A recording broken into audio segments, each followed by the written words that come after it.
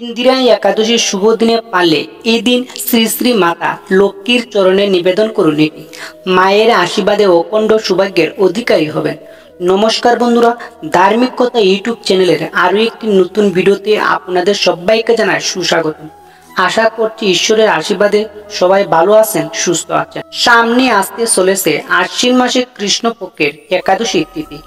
যে একাদশী তিথিটি চাতুর্মাসের একাদশীর মধ্যে সব থেকে শ্রেষ্ঠ একটি একাদশী, অর্থাৎ আশ্বিন মাসের কৃষ্ণপক্ষে যে একাদশীটি পড়েছে সেটি ইন্দিরা বা শ্রাদ্ধা একাদশী নামে পরিচিত। 28শে সেপ্টেম্বর শনিবার যে সকল ভক্তরা এই একাদশী ব্রত পালন করবেন বা যারা করবেন না ব্রতটি, তারা অবশ্যই মনে রাখবেন এই ব্রত চলাকালীন সময়ে মা লক্ষ্মী দেবীকে খুশি রাখতে অবশ্যই মায়ের শ্রীচরণে অর্পণ করুন এই একটি জিনিস।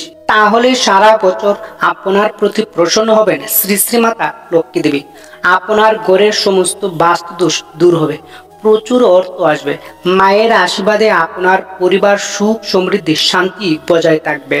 বন্ধুরা, সনাতন ধর্মাবলম্বীদের কাছে মা লক্ষ্মী হলেন ধন সম্পদ ও সৌভাগ্যের দেবী।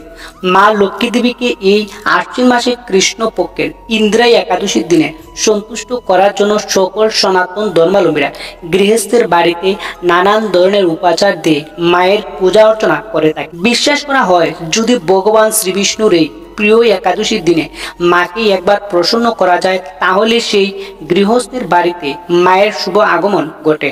সাথে সাথে গৃহস্থের বাড়িতে শুভ লক্ষণও দেখা যায়।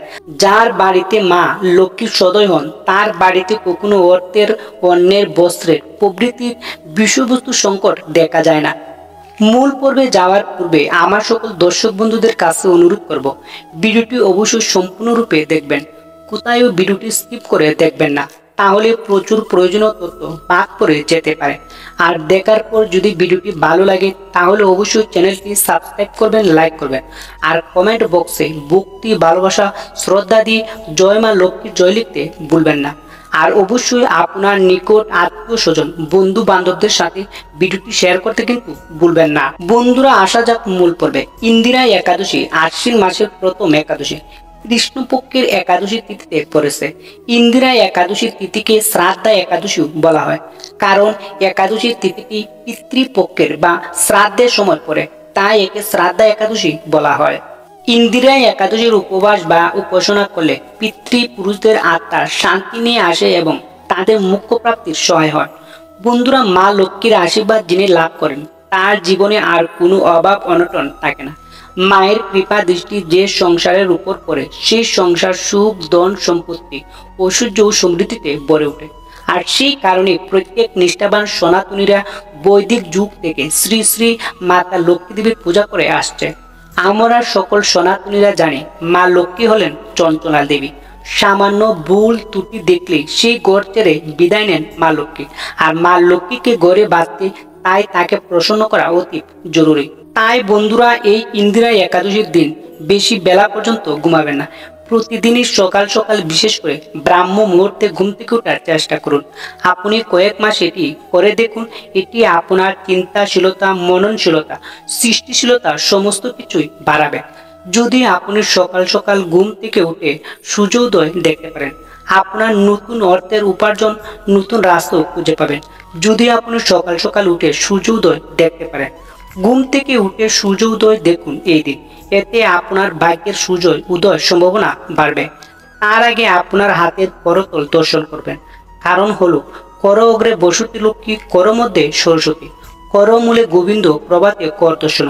এই মন্ত্রের মধ্যে হাত জোড় করবেন এবং হাত জোড় করে প্রণাম নিবেদন করবেন।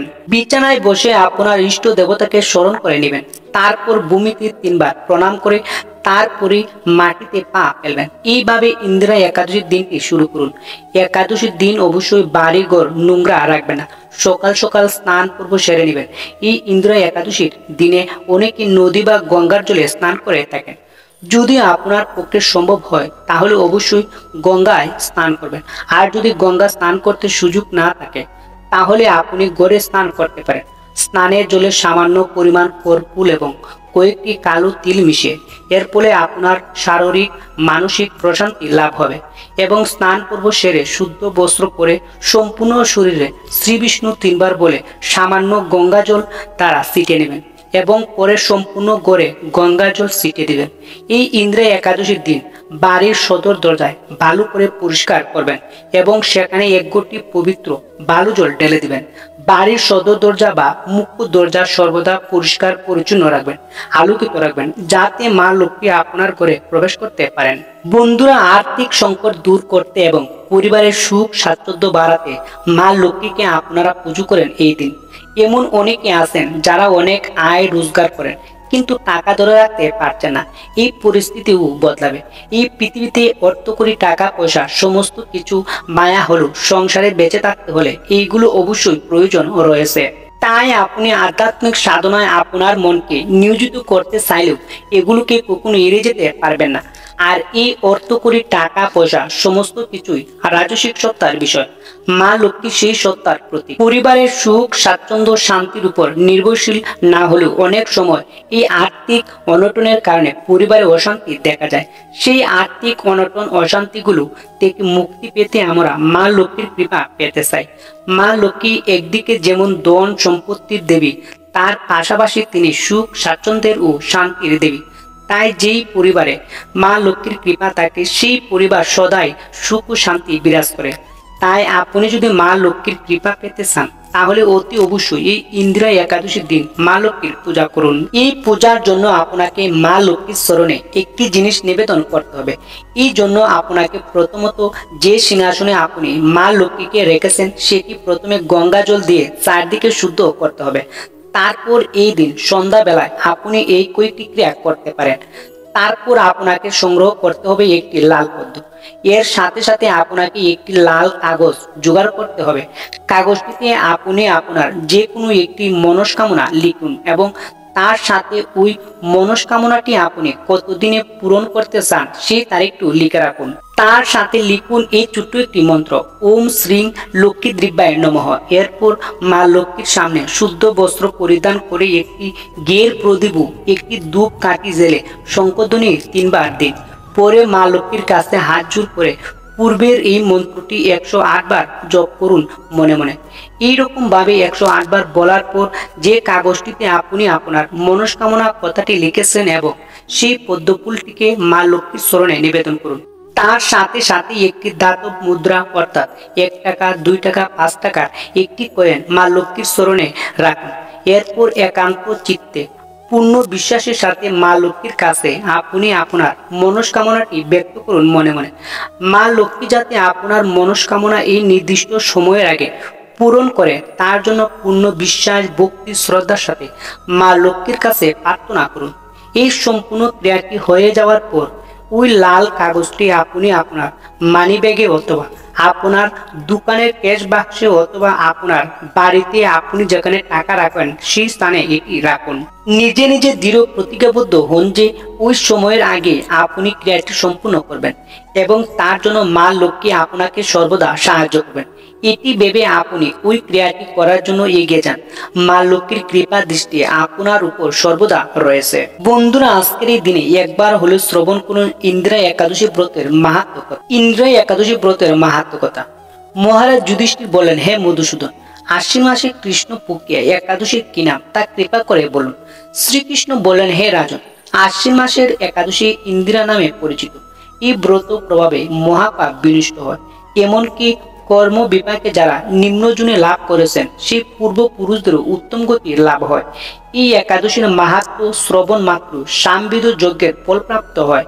হে রাজন, মাহেশমতি নগরে ইন্দ্রসেন নামে এক প্রসিদ্ধ রাজা ছিলেন। ধর্মবিধি অনুসারে রাজ্য পালনে তিনি বিশেষ খ্যাতিসম্পন্ন ছিলেন। তার বিপুল ধন সম্পত্তি ছিল। পুত্র আদি সহ তিনি সুখে রাজ্য পরিচালনা করতেন। বিষ্ণু ভক্তি পরায়ণা সেই রাজা নিরন্তর শ্রী গোবিন্দের নাম গানে মগ্ন থাকতেন। একদিন রাজা সুখে রাজ্য সবাই বসে আছেন। এমন সময় দেবর্ষি নারদ স্বর্গ থেকে সেখানে এলেন। তাকে দর্শন করে রাজা হাত জোড় করে উঠে দাঁড়ালেন। দণ্ডবোধ প্রণাম করে মুনিকে আসন পাদ্য অর্ঘ্য আদি ষোড়শ উপচারে পূজা নিবেদন করলেন। তারপর বললেন, হে মণিবর, আপনার দর্শন মাত্র আমার যাবতীয় যজ্ঞ লাভ হয়েছে। এখন আপনার আগমনের কারণ জানিয়ে আমাকে কৃতার্থ করুন। দেবর্ষি নারদ বলেন, হে মহারাজ, অতি বিস্ময়কর এক কথা শ্রবণ করুন। আমি একসময় যমলোকে গিয়েছিলাম।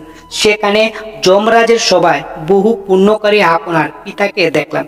ব্রতভঙ্গ পাপে তাকে সেখানে যেতে হয়েছে। হে রাজন, আপনার পিতা যে সংবাদ প্রেরণ করেছেন আমি এখন তা আপনাকে বলছি। তিনি বললেন, হে ঋষিবর, মাহেশমতি ইন্দ্রসেন রাজা আমার পুত্র।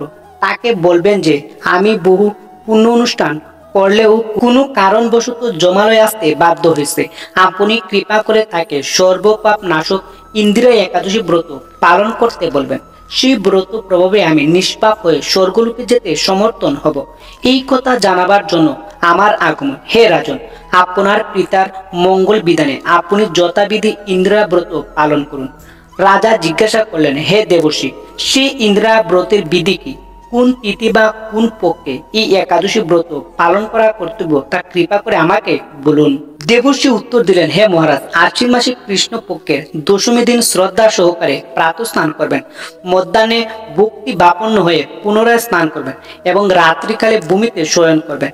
পরদিন একাদশীতে প্রাতঃ কৃতাদি সমর্পণ করে নিরাহারে থাকবেন। ব্রতের নিয়মাবলী দৃঢ়ভাবে পালন করবেন। হে পুণ্ডরীকাক্ষ, হে অচ্যুত, এই শরণাগতের প্রতি কৃপা করুন। এইভাবে শ্রদ্ধা সহকারে শালগ্রাম পূজা করে পিতার উদ্দেশ্যে ব্রতের ফল অর্পণ করবেন। দ্বাদশী দিন সকালে ভক্তি ভরে শ্রী গোবিন্দের পূজা করে ব্রাহ্মণ ভোজন করে অবশেষে নিজে মহাপ্রসাদ গ্রহণ করবেন। হে রাজন, বিধি অনুসারে শ্রীহরি এবং ভক্তদের অর্চন করলে আপনার পিতৃবর্গ মুক্তি লাভ করে শীঘ্রই বৈকুণ্ঠে গমন করবেন। রাজাকে এই উপদেশ দিয়ে দেবর্ষি নারদ প্রস্থান করলেন। রাজা ইন্দ্রসেন মণিবরের উপদেশ অনুসারে পুত্র পরিজন সহ ভক্তি সহকারে এই ইন্দিরা ব্রতের অনুষ্ঠান করলেন। তখন দেবলোক থেকে পুষ্পবৃষ্টি হতে লাগলেন এবং তার পিতাও বিষ্ণুলোকে গমন করলেন।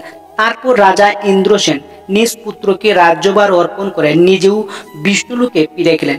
এই ইন্দিরা একাদশীর মাহাত্ম্য পাঠে ও শ্রবণে মানুষ সকল পাপ মুক্ত হয়ে বিষ্ণুলোকে প্রাপ্ত হন। বন্ধুরা, আজকের এই পর্বটি এখানে শেষ করছি। আশা করছি ভিডিওটি একটু হলে ভালো লেগেছে। ভালো লাগলে ভিডিওটি লাইক, কমেন্ট এবং আপনজনদের কাছে শেয়ার করতে ভুলবেন না। নমস্কার।